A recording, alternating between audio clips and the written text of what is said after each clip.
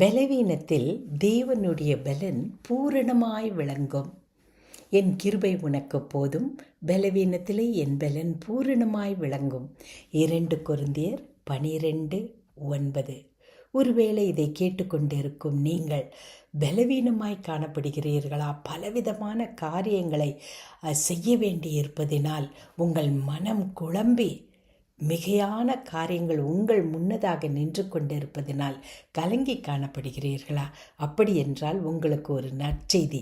அந்த நற்செய்தி தேவனிடத்திலிருந்து உங்களுக்கு வருகிற வாக்குத்தத்தம் தான். தெய்வீக பலன் உங்களுக்கு கிடைக்குமாம்.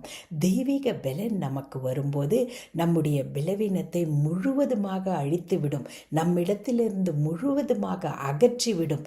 தேவனுடைய கிருபை நம்மை நிறைக்கும் போது பலவீனம் எல்லாம் மறைந்து போல் தேவனுடைய பலன் நம்மிடத்தில் பூரணமாய் விளங்கும். அதுதான் கிருபை.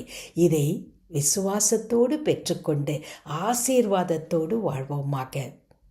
அன்பின் பரம தகப்பனே, அப்பா, எங்களுடைய பலவீனத்திலே உம்முடைய பலன் பூரணமாய் விளங்குகிற அந்த கிருபைக்காக உமக்கு நன்றி ஆண்டவரே, உமக்கு நன்றி.